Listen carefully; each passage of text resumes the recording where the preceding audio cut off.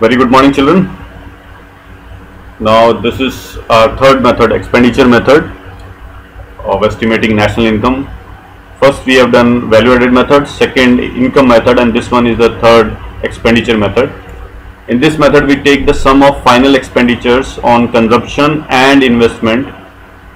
इस मेथड में हम क्या करते हैं, जो फाइनल एक्सपेंडिचर जो खर्चे हुए हैं कंजप्शन पे हुए हैं, जो हाउस होल्ड कर रहे हैं, इन्वेस्टमेंट पे हुए हैं जो फर्म्स कर रही हैं, उन दोनों को ऐड कर देंगे and the sum is equal to GDP MP, gross domestic product at market price, and its components are private final consumption expenditure, ये हाउस होल्ड कर रहे हैं, gross domestic capital formation, ये फर्म्स कर रही हैं, गवर्नमेंट फाइनल कंजप्शन एक्सपेंडिचर ये government कर रही है, नेट एक्सपोर्ट्स,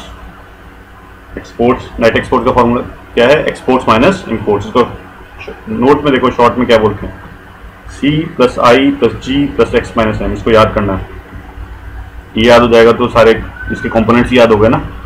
सी क्या है, प्राइवेट फाइनल कंजप्शन एक्सपेंडिचर, मैंने क्या बताया, हाउस होल्ड कर रहे हैं। दूसरा क्या, आई यानी इन्वेस्टमेंट, कौन कर रहा है, ग्रॉस डोमेस्टिक कैपिटल फॉर्मेशन, कौन कर रहा है, फर्म्स। तीसरा क्या, जी government final consumption expenditure, and the last one is net exports यानी exports minus imports, X minus M लिख रखा है। अभी थोड़ा सा डिटेल में एक बार समझते हैं इन कंपोनेंट्स के बारे में। हम क्या लिख रखा है, private final consumption expenditure, expenditure on final goods and services by the individuals, house holds, private non profit institutions serving house holds like schools, इसको हम बोलते हैं private final consumption expenditure. Short में जैसे जो हाउस होल्ड्स कर रहे हैं, expenditure on final goods and services, जो कंज्यूम करने के लिए फाइनल गुड्स, जो आप ब्रेड ला रहे हैं वो फाइनल गुड्स में आता है, फूड ग्रेन ला रहे हैं, जो आप बिस्किट का पैकेट ला रहे हैं फाइनल गुड्स में आता है। अब तो समझते हो फाइनल गुड्स और इंटरमीडिएट गुड्स को, उन्हें बात कही थी ना। If the milk is purchased by the household then it is a final good, if the milk is purchased by a restaurant then it is a intermediate good, और we can see the tea stall then it is intermediate good. अब तो समझ में आ रहा है, तो यहाँ तो लेकिन ये फाइनल है। इन्वेस्टमेंट एक्सपेंडिचर का दूसरा नाम है ग्रॉस डोमेस्टिक कैपिटल फॉर्मेशन। इसको क्या बोलते हैं, इन्वेस्टमेंट क्यों बोलते हैं, ग्रॉस डोमेस्टिक कैपिटल कौन सी फॉर्म हो रही है, एक्सपेंडिचर ऑन इन्वेस्टमेंट और कैपिटल गुड्स, इसलिए कैपिटल फॉर्मेशन बोला। कैपिटल गुड्स दोबारा से पढ़ लेना, शुरू में बता रखे हैं, these goods are further used in the process of production like machines, capital goods, तो इनका फॉर्मेशन, ट्रैक्टर्स। तो gross domestic fixed capital formation दो सब कंपोनेंट्स में डिवाइड होता है। Gross domestic fixed capital formation, जैसे हमने बात करी थी मशीन्स की, ट्रैक्टर्स की, और दूसरा है चेंज इन स्टॉक, ये हम पहले भी बात कर चुके हैं वैल्यू एडेड मेथड में, या इसको इन्वेंट्री इन्वेस्टमेंट बोलते हैं। चेंज इन स्टॉक क्या था, net change in the stock of final goods, semi final goods, raw materials etcetera. Formula क्या था इसका, चेंज इन स्टॉक का, ये लिख रखा है, closing stock minus opening stock, ये हम पहले भी लिख चुके हैं। गवर्नमेंट फाइनल कंजप्शन एक्सपेंडिचर, एक बार इसको दोबारा से देख लो एक बार, ये इंपॉर्टेंट, सबसे इंपॉर्टेंट कंपोनेंट इस मेथड का ये वाला है, आई। प्राइवेट फाइनल कंजप्शन एक्सपेंडिचर बिल्कुल परेशान नहीं करेगा आपको, न्यूमेरिकल में सीधा सीधा आता है, और शॉर्ट में इसको क्या बोलते हैं हम, सी। दूसरा वाला आई, ये वाला कंपोनेंट डिवाइड हो रहा है, तो थोड़ा सा इसका ध्यान रखेंगे, डिवाइड कैसे हो रहा है, ग्रॉस डोमेस्टिक फिक्स में हो रहा है और चेंज इन स्टॉक में हो रहा है, दोनों के ही आगे सब डिवाइड हो रहे हैं। चेंज इन स्टॉक का फॉर्मूला तो आ ही रहा है, closing minus opening. Gross domestic fixed में क्या क्या है वो हम आगे देखेंगे। गवर्नमेंट फाइनल बिल्कुल सीधा है, बिल्कुल परेशान नहीं करेगा, expenditure on administration, education, maintenance of law and order by government. और नेट एक्सपोर्ट्स पता ही है, एक्सपोर्ट्स माइनस इंपोर्ट्स, इंपोर्ट को माइनस कर दो कि वो खर्चा किसने करा है, हमने करा है हमारे, लेकिन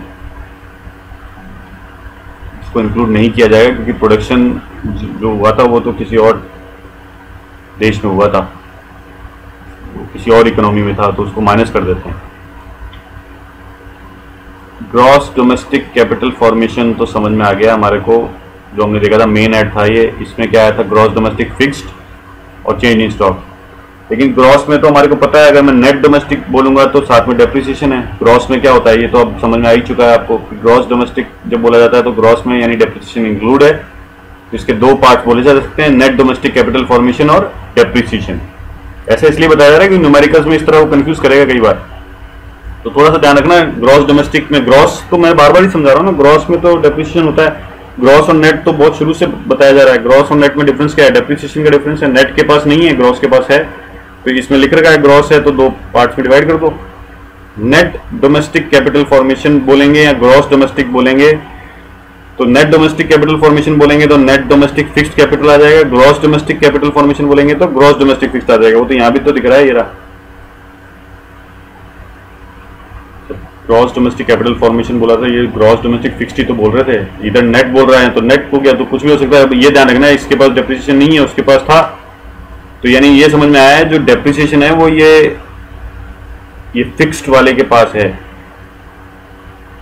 ये चेंज इन स्टॉक के पास डेप्रिसिएशन नहीं होता है, ये तो स्टॉक है सिर्फ। डेप्रिशिएट तो कैपिटल गुड्स करते हैं ना। तो फिक्स्ड कैपिटल फॉर्मेशन आपने देखा था क्या है, ये देखो expenditure on purchase of fixed asset. तो डेप्रिशिएट तो ये होते हैं factory, machinery, houses, roads, canals, schools. तो यहाँ जो डेप्रिसिएशन टर्म ली गई है वो मशीनरी के लिए ली गई है specifically, tools and machinery. Net domestic fixed capital में देखो क्या है, बिजनेस फिक्स्ड, रेजिडेंशियल हाउसेस और गवर्नमेंट फिक्स्ड इन्वेस्टमेंट। तो ये सब हेड्स दे रखे हैं, तो ये इसलिए दे रखे हैं आपको, इनको थोड़ा सा ध्यान रखना है, ये न्यूमेरिकल पॉइंट ऑफ व्यू से है। अभी ऐसे कंफ्यूज मत हो जाना, बोले सर इतने सारे कंपोनेंट्स आ गए, इतने सारे नहीं है, ये हैं बस। देखो याद तो यही करने, सी आई जी एक्स माइनस एम। सी में कोई सब कंपोनेंट नहीं है, आई में है तो आपको बता दिए, जी में नहीं है, एक्स माइनस एम में नहीं है, आई में तो बता दिया ना। ग्रॉस डोमेस्टिक फिक्स्ड वाला है और चेंज इन स्टॉक है। फिक्स्ड एसेट अब समझ में आ रहे हैं, जैसे एक बार के लिए हम समझ लेते हैं फैक्ट्री और मशीनरी। उसके बाद गवर्नमेंट फीस में कोई कंफ्यूजन नहीं है, गवर्नमेंट फाइनल कंजप्शन एक्सपेंडिचर में और नेट एक्सपोर्ट्स में नहीं है। लेकिन हाँ, ये ग्रॉस डोमेस्टिक कैपिटल फॉर्मेशन सब डिवाइड हो रहा है, तो इसके सारे कंपोनेंट्स मैंने यहाँ लिख दिए हैं, तो आपको ध्यान रखने हैं बस। पहले वाला तो कुछ सिंपल है, ग्रॉस मतलब सिर्फ इतना बता रहा है, नेट प्लस डेप्रिसिएशन। दूसरा वाला नेट डोमेस्टिक कैपिटल फॉर्मेशन में क्या है, net domestic fixed capital formation और चेंज इन स्टॉक। ठीक है,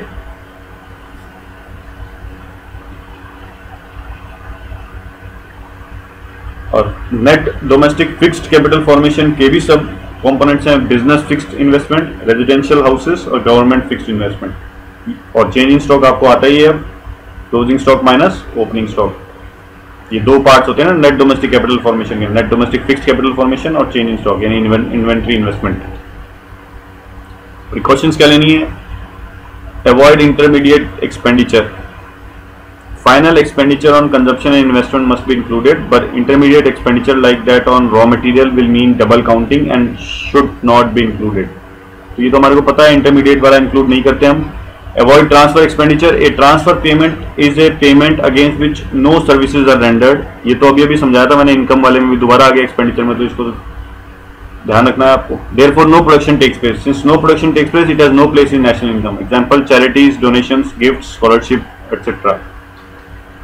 तो सिंपल है, समझ में आ गया। डू नॉट इंक्लूड एक्सपेंड, ये दोबारा आ गया, इनकम में भी पढ़ा था, यहाँ भी आ गया। तो कितना काम आसान है, एक बार याद करो।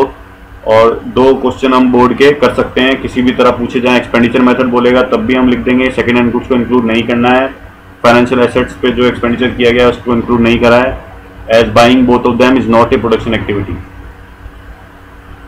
और लास्ट क्या है, include the self use of own produced final products. Although a house, ये दोबारा आ गया, इनकम में भी आया था, एक्सपेंडिचर में भी आ गया। Although a house owner does not incur any expenditure for using the house explicitly, but implicitly he is making payment of rent to himself, which जो implicitly यहाँ है, estimated है, उसका estimate जो include किया जा रहा है। Since the house is producing a service, the imputed or we can say estimated value of service must be included in national income। तो ये हम सीख चुके हैं, जो self owned होते हैं उसकी वैल्यू को इंक्लूड करना है। उसका इनकम का पॉइंट ऑफ व्यू बोलेंगे तो वो इनकम पॉइंट ऑफ व्यू से इंक्लूड कर लो, एक्सपेंडिचर पॉइंट ऑफ व्यू बोलेंगे तो एक्सपेंडिचर पॉइंट ऑफ व्यू से कर लो, इसीलिए दोबारा आ गया, ये बार बार रिपीट हो रहा है। तो बोर्ड का क्वेश्चन 2017 में भी पूछा गया था, explain the precautions that should be taken while estimating national income by expenditure method. 2017 CBSE board question, तो ये तो अब याद कर लेंगे हम, इतने मुश्किल तो कुछ नहीं है। और 2019 बोर्ड क्वेश्चन आपको अटेम्प्ट करना है, ये आपको अभी मैं इसके जो सैंपल क्वेश्चंस हैं वो नेक्स्ट वीडियो में आपको कराऊंगा एक्सपेंडिचर मेथड के। हाँ, इस इसमें आपको लेकिन एक्सपेंडिचर मेथड के भी कंपोनेंट दिख रहे हैं और इनकम मेथड के भी कंपोनेंट को मिक्स कर दिया इसमें। 6 मार्क्स का क्वेश्चन था ये, 2019 में पूछा गया था। अब देखते हैं हमारे में से कितने स्टूडेंट्स हैं जो 6 में से 6 स्कोर कर सकते हैं। ये आपको पूरा सॉल्व करके और जिस पेज पे आप करेंगे वो पेज की आप पिक्चर मेरे को भेज सकते हैं, आप PDF भी बना के भेज सकते हैं, and it is compulsory. I track down all the students जिन्होंने ये क्वेश्चन मेरे को भेजा है या नहीं भेजा है, and even I am still tracking जो स्टूडेंट्स काम बिल्कुल नहीं भेज रहे हैं, तो वो किस बात का वेट कर रहे हैं आई डोंट नो। उनको ऐसा लगता है कि उनका बोर्ड का एग्जाम नहीं हुआ मार्च में। तो कोई बात नहीं, हम बात करेंगे मार्च में, बात करेंगे। फिर जो भेज रहे हैं they keep on sending, I am appreciating their effort, they are self motivated individuals, तो कीप ऑन डूइंग। तो आपको ध्यान रखना है ये जो पर्टिकुलर्स दे रखे हैं इसको एक बार ध्यान से देखो, थोड़ी सी हेल्प मैं कर देता हूँ। क्वेश्चन में क्या पूछा है, calculate gross domestic capital formation, ये कहाँ आया था? बोले अभी अभी पढ़ा है सर, ये एक्सपेंडिचर मेथड में आया था। और ऑपरेटिंग सरप्लस किस में आया था? बोले सर ये इनकम मेथड में आया था। तो आपको अलग अलग दो मेथड आपको समझ में आ गए, कंपोनेंट्स का ध्यान रखना, दोनों अलग अलग सॉल्व होंगे, ठीक है। इससे पहले हम नेशनल इनकम कैलकुलेट करते हुए आए थे, इसमें नेशनल इनकम हमारे को मिल गई, तो इसको बराबर रख देना ना, नेशनल इनकम लास्ट में जो आएगा वो बराबर रख देना आप, 22,100 के बराबर है उसके बाकी के कंपोनेंट्स किसके, इनकम मेथड में NDPFC आता है, NFI ऐड कर लेना उसको, तब जाके NNPFC यानी नेशनल इनकम तक पहुंचोगे। और GDP-MP पर आप पहुंचते हो, जो आपका एक्सपेंडिचर मेथड है, जो ये ग्रॉस डोमेस्टिक कैपिटल फॉर्मेशन आपको बोला है ना, थोड़ी सी हेल्प कर देता हूँ। ये देखो पीछे, ये देखो ये रहा, ये कंपोनेंट्स हैं। ब्रॉडली तो ये 4 हैं, और ग्रॉस डोमेस्टिक कैपिटल फॉर्मेशन आपको दिख रहा है इसमें, और उसमें नेशनल इनकम दे रखी है, यानी GDP-MP से नेशनल इनकम तक जाने के लिए आपको चार्ट यूज करना पड़ेगा। थोड़ी सी हेल्प में फिर कर देता हूँ। नेशनल इनकम का जो दूसरा नाम है वो NNPFC है, तो नेट पर जाना है तो क्या करोगे, डेप्रिसिएशन लेस करोगे, NDP-MP आ गए। फैक्टर कॉस्ट पे आना है तो क्या करोगे, MP के पास NIT होता है, लेस करोगे, नेट इनडायरेक्ट टैक्सेस। बोले सर कुछ समझ में नहीं आ रहा है, तो बेटा फिर इधर आ जाओ इस स्लाइड पर। मैं ये कह रहा हूँ, या तो टिप्स पे ले आओ तब तो कुछ समझ में आ जाएगा, अदरवाइज ये बार बार कितनी स्लाइड पीछे जाना पड़ रहा है। देखो आप नहीं पढ़ाई करेंगे तो क्या होगा फिर, ये देखो। तो GDP-MP पे आप हो और NNPFC तक पहुंचना है। इस क्वेश्चन के अंदर जो अभी हम डिस्कस कर रहे थे, इसमें हम NNPFC पर पहले से ही, नेशनल इनकम तो दे रखी है, पीछे जाना है, तो NNPFC से पीछे जाना है तो अभी एरो को उल्टा करना है, -NFIA करना पड़ेगा, इधर पहुंचेंगे NDPFC, ठीक है। तो मेथड तो कुछ भी हो सकता है। मैं आपसे क्या कर रहा था, फैक्टर कॉस्ट से मैं मार्केट प्राइस पे जा रहा था, वो तो ऊपर भी जा सकते हैं एरो, देखो ध्यान से। NIT को प्लस करेंगे, NNP-MP पे आ जाएंगे, लेकिन NNP-MP पे नहीं आ जाएंगे हम, तो क्वेश्चन पे कहाँ है, वो प्रोडक्शन मेथड पे हम GDP-MP पे आते हैं। तो GDP-MP माइनस डेप्रिसिएशन तो NDP-MP, minus NIT NDPFC, plus NFI NNPFC, तो ये सारा चार्ट बनता हुआ आया। और ये फॉर्मूला आपको दे रखा है, उसमें 22,100 दे रखा है, वो NNPFC दे रखा है, तो इनमें से एक बीच में गायब कर रखा है किसी को, क्योंकि GDP-MP तक जब हम पहुंचेंगे उसका एक कंपोनेंट X मानते हुए हम आगे पहुंचेंगे GDP-MP पर ही। GDP-MP ही हमारे से तो कैलकुलेट नहीं हो रहा पूरा, देखो